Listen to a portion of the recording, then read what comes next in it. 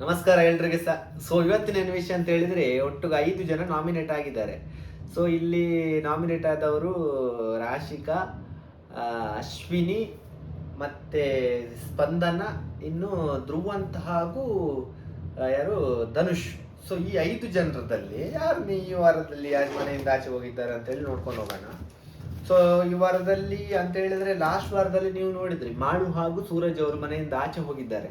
So ಇದು ಹೋದ ಬಳಿಕ ತುಂಬಾ ಜನರಿಗೆ ಬೇಸರ ಆಗಿದೆ. ಯಾಕೆಂತ ಹೇಳಿದ್ರೆ ಮಾಳು ಅವರು ತುಂಬಾ ಡಿಸರ್ವಿಂಗ್ ಇದ್ರು, ಅವರಿಗೆ ವೋಟಿಂಗ್ ಚೆನ್ನಾಗಿ ಬರ್ತಿತ್ತು ಹಾಗೆ ಹೀಗೆ ಅಂತ ಹೇಳಿದ್ರು. ಬಟ್ ಬಿಗ್ ಬಾಸ್ ಇದೊಂದು ಎಂತ ಅವ್ರದ್ದೊಂದು ಇದಿರ್ತದೆ, ಯಾರನ್ನೆಲ್ಲ ತೆಗಿಬೇಕು ಅಂತ ಹೇಳಿ ಅವ್ರಿಗೆ ಗೊತ್ತಿರ್ತದೆ. ಸೊ ಯಾರು ಆಟ ಚೆನ್ನಾಗಿ ಆಡ್ತಾರೆ ಅವರನ್ನು ಇಟ್ಕೊಳ್ತಾರೆ, ಆಟ ಚೆನ್ನಾಗಿ ಯಾರು ಆಟ ಆಡಲ್ಲ ಅವರನ್ನು ಬಿಗ್ ಬಾಸ್ ಇಂದ ಆಚೆ ಕಳಿಸ್ತಾರೆ. ಬಟ್ ಇಲ್ಲಿ ಈ ವಾರದಲ್ಲಿ 5 ಜನ ನಾಮಿನೇಟ್ ಆಗಿದ್ದಾರೆ. ಇದರಲ್ಲಿ ರಾಶಿಕಾ, ಸ್ಪಂದನ, ಅಶ್ವಿನಿ, ಇವರಲ್ಲಿ ಸ್ಪಂದನ ವೀಕ್ ಇದ್ದಾರೆ. ಈ ಬಾಕಿ 2 ಜನ ಲೇಡೀಸ್ಗೆ ಕಂಪೇರ್ ಮಾಡಿದ್ರೆ ಸ್ಪಂದನ ಅವರು ವೀಕ್ ಇದ್ದಾರೆ.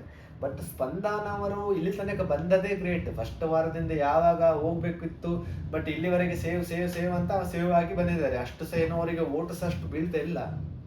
ಇನ್ನು ಅಶ್ವಿನಿ ಅವರಿಗೆ ಸ್ಟಾರ್ಟಿಂಗ್ ಅಲ್ಲಿ ನೆಗೆಟಿವ್ ಆಗಿ ತುಂಬಾ ಜನ ಇದ್ ಮಾಡ್ತಿದ್ರು. ಬಟ್ ಇವಾಗಂತೂ ಅಶ್ವಿನಿ ಅವರಿಗೆ ತುಂಬಾನೇ ಫ್ಯಾನ್ಸ್ ಇದ್ದಾರೆ. ಅಂತ ಹೇಳಿದ್ರೆ ಅಶ್ವಿನಿ ಅವರನ್ನು ಇಷ್ಟಪಡುವವರು ಜಾಸ್ತಿ ಆಗಿದ್ದಾರೆ. ಯಾಕೆಂತ ಹೇಳಿದ್ರೆ ಇವರು ಚೆನ್ನಾಗಿ ಆಟ ಆಡ್ತಾರೆ. ಜಗಳವನ್ನು ಬಿಟ್ಟು ಬಾಕಿ ಎಲ್ಲಿ ಮಾತಾಡ್ಬೇಕು ಅಲ್ಲಿ ಒಂದು ಸ್ಟ್ರಾಂಗ್ ಮಾತಾಡಿ ಒಂದು ಒಳ್ಳೆಯ ಸ್ಪರ್ಧಿ.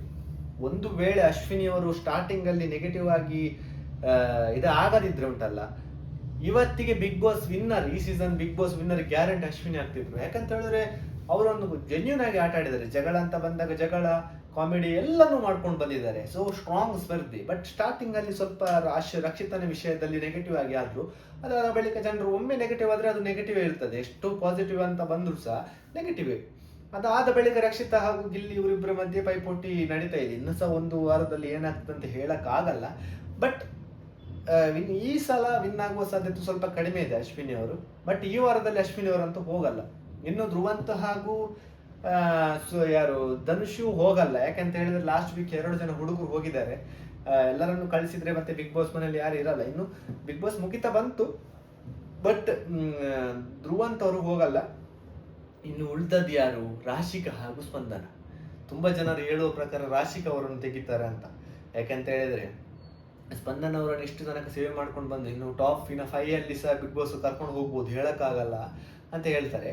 ಬಟ್ ಇಲ್ಲಿ ನಾವು ರಾಶಿಕಾ ಅವರು ತುಂಬಾ ಚೆನ್ನಾಗಿ ಆಟ ಆಡಿದ್ದಾರೆ. ಟಾಸ್ಕ್ ಅಂತ ಬಂದಾಗ ಅಥವಾ ಎಲ್ಲಿ ಮಾತಾಡ್ಬೇಕು ಅಲ್ಲಿ ಕರೆಕ್ಟ್ ಆಗಿ ಮಾತಾಡಿ ಒಂದು ಸೂಪರ್ ಆಗಿ ಆಟ ಆಡಿದ್ದಾರೆ. ಸ್ಪಂದನೆಗೆ ಕಂಪೇರ್ ಮಾಡಿದ್ರೆ ಬಟ್ ನಮ್ಗೆ ವೋಟಿಂಗ್ ರಿಸಲ್ಟ್ ಪ್ರಕಾರ ನಾವು ನೋಡಿದಾಗ ಈ ವಾರದಲ್ಲಿ ಅತಿ ಕಡಿಮೆ ವೋಟ್ ಬಂದದ್ದು ಸ್ಪಂದನ ಅವರಿಗೆ.